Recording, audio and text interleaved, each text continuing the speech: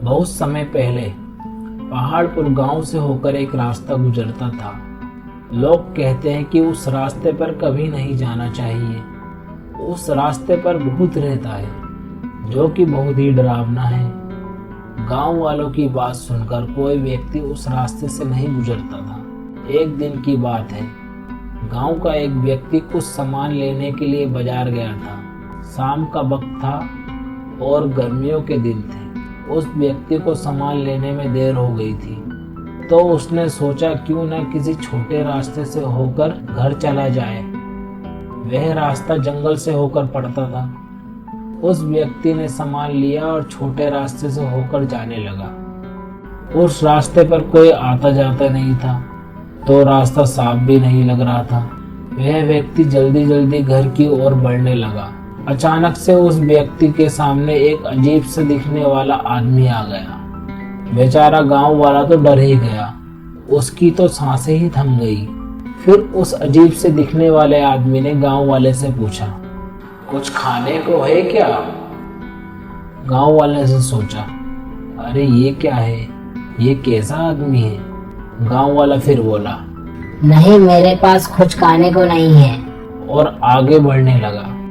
थोड़ा आगे जाने के बाद उस व्यक्ति को वह आदमी जो कि भूत जैसा लग रहा था, वह दोबारा से सामने से आते हुए दिखा। बेचारा गांव वाला और डर गया और बिना उसकी ओर देखे जल्दी जल्दी चलने लगा। जैसे ही उसके पास से गुजरा, एक आवाज सुनाई दी, रुको। गांव वाला समझ गया कि ये मुझे ही बुला रहा है। अब गांव वाला बिना उसकी बात सुने जल्दी से भागा और अपने घर चला गया। और घर जाने के बाद उसने सोचा, यार, एक ही आदमी बार बार सामने कैसे आ सकता है? यही सोचते हुए बेचारे गांव वाले ने रात गुजारी। अब अगली सुबह गांव वाला सोचने लगा, मुझे वापस से उसी रास्ते पर जाकर देखना चाहिए कि वह सच में कोई भूत था या फिर कोई इंसान। गांव वाला यह सोचने के बाद गांव से निकला और उसी रास्ते के नजदीक गया। जब वह उस रास्ते पर पहुंचा तो वहां पर उसे कुछ नहीं दिखाई दिया। गांव वाले ने थोड़ी और हिम्मत दिखाई और थोड़ा और आगे बढ़ने लगा। आगे जाने के बाद पेड़ के पास उसे दो आदमी दिखाई दिए जो कि देखने में बिल्कुल एक जैसे लग रहे थे। वह उनके पास गया और उनसे पूछा, तुम कौन हो और कल रात यहाँ पर क्या कर रहे थे? तब उस भूत जैसे दिखने वाले आदमी ने कहा, हम दो भाई हैं। हमने कई दिनों से खाना नहीं खाया है। हम भूखे ही कई दिनों से भटक रहे हैं। यह सुनकर गांव वाले को थोड़ी राहत मिली। अब गांव वाला बोला, तुम दोनों गांव में आकर भी तो कुछ खाने को ले सकते हो। तब दोनों भाई बोले, हमारे इस डरावने चेहरे को देखकर लोग हमें भूत समझते हैं और डरकर भाग जाते हैं, इसलिए हम गांव में नहीं आते और यहीं जंगल में रहते हैं। तभी गांव वाला उन दोनों भाइयों को गांव ले जाकर खाना खिलाकर वापस भेज देता है। सुंदरपुर गांव वहाँ के बड़े बड़े स्वादिष्ट आमों के लिए बहुत मशहूर था। उस गांव के लगभग सभी लोगों के पास खुद के बाग थे। ऐसे ही एक एक बाग के मालिक थे राम और श्याम। श्याम अपने बाग का बहुत अच्छे से ख्याल रखता था, इसलिए उसकी फसल भी अच्छी होती थी और उसकी कमाई भी अच्छी होती थी। फिर एक दिन राम, ऐसी क्या बात है श्याम, जो तुम्हारे ही बाग के आम औरों के आमों से इतनी जल्दी आ जाते हैं? जब तक हमारे आम बिकने के लायक होते हैं तब तक तुम्हारे सारे आम बिक भी जाते हैं। श्याम, ये बात तो मैं भी नहीं जानता हूँ काका जी। जानता भी तो शायद किसी को बताता नहीं। ऐसा कहते हुए श्याम और वे व्यक्ति वहां से चले जाते हैं और राम के बाग के आम वहां के सभी बागों से लेट आते थे। राम, चाहे जो हो, कमाई तो हो ही रही है ना। ऐसा कहकर चुप रहने वालों में से नहीं है राम, इसलिए उल्टे सीधे काम कर लोगों से पिटते रहता है। मैं अपने आम पकने तक खाली बैठकर इंतजार नहीं कर सकता। मुझे कुछ न कुछ करके उस श्याम के बाग से कुछ आम चुराकर व्यापार करना होगा। ऐसा कहते हुए राम एक दिन मौका देखकर श्याम के बाग में चोरी करने के लिए जाता है और देखता है वहाँ के सारे आम अभी से बिकने के लिए तैयार थे। उन आमों के बीच एक आम था जो कि काफी बड़ा था। उसे देखकर राम, इतना बड़ा आम, मैंने आज से पहले कभी इतना बड़ा आम नहीं देखा, मैं इसे ही उठा कर ले जाता हूँ। ऐसा कहते हुए राम उस आम को जल्दी से तोड़ लेता है। तभी उस आम के टूटने की आवाज सुनकर सो रहा श्याम उठ जाता है और राम श्याम को देखते वहां से बचकर निकल जाता है।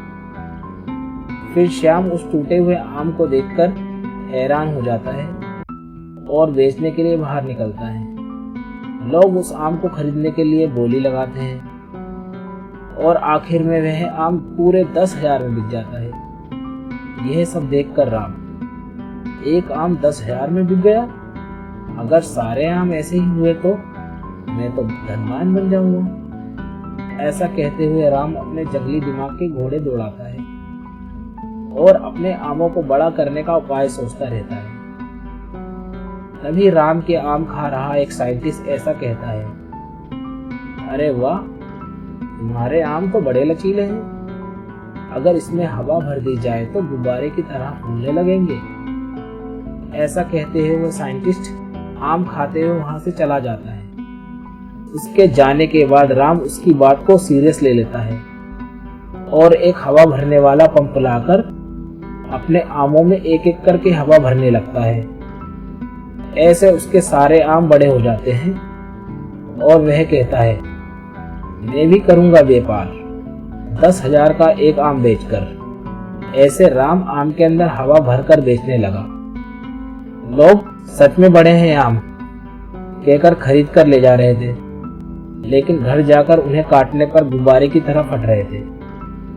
इसलिए सब गुस्से में वापस राम के पास आते हैं और कहते हैं, हवा भर के आम बेच रहा है, वो भी 10,000 में एक, तेरी वजह से मेरी 25,000 की सूट खराब हो गई, चुपचाप हमारे पैसे लौटा दे या फिर उन पैसों के बदले आम दे दे।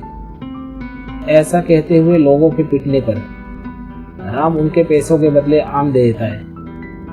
उसके बाद राम के पास श्याम आकर, इतनी बार पिटने के बाद भी तुम दोबारा ऐसी हरकत क्यों करते हो दोस्त, मुझे समझ में नहीं आता है। और राम कहता है, बेवकूफियां जितनी भी कर लूं, कितनी बार भी पिट लूं, लेकिन हर बार मेरी कमाई अच्छी ही होती है। श्याम, तुम नहीं सुधरोगे, पागल हो, पागल ही रहोगे। ऐसा कहते हुए श्याम वहां से चला जाता है। कई साल पहले प्रतापगढ़ नामक गांव में एक हरिया नाम का व्यापारी रहता था। वह महाकंजूस था। वह किसी भी चीज को कम से कम दाम में खरीदता और लोगों को महंगे दाम में बेचता था। एक दिन वह रास्ते से चलकर जा रहा था, तभी उसे एक सेब बेचने वाला दिखा। हरिया व्यापारी उस सेब बेचने वाले के पास गया और पूछा, कितने में दे रहे हो भाई 1 किलो सेब, और ये मीठे और स्वादिष्ट तो है ना? फिर सेब वाला बोला, 1 किलो सेब 10 रुपए के दूंगा, आप ले लीजिए, ये मीठे और स्वादिष्ट हैं। हरिया व्यापारी बोला, क्या 10 रुपए किलो? ये तो बहुत महंगे हैं भाई, क्या पैसे पेड़ पर उगते हैं? 5 रुपए दूंगा, कुल 5 रुपए। सेब वाले ने कहा, श्रीमान सबको एक ही दाम पर सेब बेच रहा हूँ, आपसे ज्यादा क्यों लूंगा? मैंने आपके लिए ही दाम नहीं बढ़ाए हैं, मुझे भी 2 पैसे कमाने हैं। अगर आपको 5 रुपए किलो सेब खरीदने हैं तो यहाँ से 2 मील आगे जाइए और वहाँ आपको 5 रुपए किलो सेब मिल जाएंगे। हरिया व्यापारी बोला, 2 मील क्या, मैं 4 मील जाऊंगा, तुझे क्या, तू तो मुझसे पैसे ऐंठने की कोशिश कर रहा है।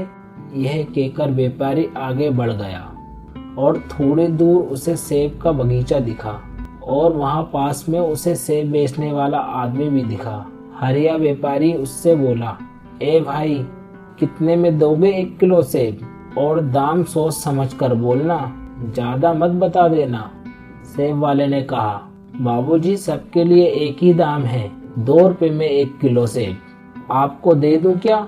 हरिया व्यापारी बोला, अरे 2 रुपए क्या, कुछ भी ना दूं तुम्हें, 1 रुपए दूंगा। 1 रुपए में देना है तो दो, नहीं तो ना। मैं क्या पागल दिखता हूँ तुम्हें? सामने पेड़ से सेब उतार रहे हो और यहाँ 2 रुपए में बेच रहे हो। इसका मैं 2 रुपए थोड़ी दूंगा। सेब वाले ने कहा, तो आप ही पेड़ पर चढ़ जाइए और जितने सेब चाहिए उतार लीजिए। मैंने कहाँ मना करा है, मैंने आपसे थोड़ी कहा कि मुझसे सेब खरीदिए। 2 रुपए से कम में मैं नहीं दे सकता। आपकी मर्जी है, लेना है तो लीजिए, बाकी पेड़ से उतार लीजिए। जाइए आप। हरिया व्यापारी ने कहा, जरूर चढ़ूंगा और सेब भी उतारूंगा, पर तुझसे 2 रुपए किलो सेब नहीं खरीदूंगा। तुमने तो लूट मचा रखी है, तुम्हारी इस लूट को मैं रोक कर ही दम लूंगा। यह कहकर व्यापारी पेड़ पर चढ़ गया और वह सेब तोड़ने का प्रयास कर रहा था। तभी उसने सूखी टहनी पर पैर रख दिया और टहनी के टूटते ही हरिया व्यापारी जमीन पर गिर पड़ा और उसका पैर टूट गया और वह चिल्लाने लगा, हाय रे मेरा पैर टूट गया। उसके बाद हरिया व्यापारी डॉक्टर के पास गया। डॉक्टर ने उसे बहुत डांटा, क्यों हरिया व्यापारी, 2 रुपए के लिए इतना सोच रहे थे? अब देखो टांग टूट गई तो 10,000 का खर्चा हुआ, कम से कम अब तो सुधर जाओ। इतनी कंजूसी करना बंद करो और सही तरीके से जीना सीखो।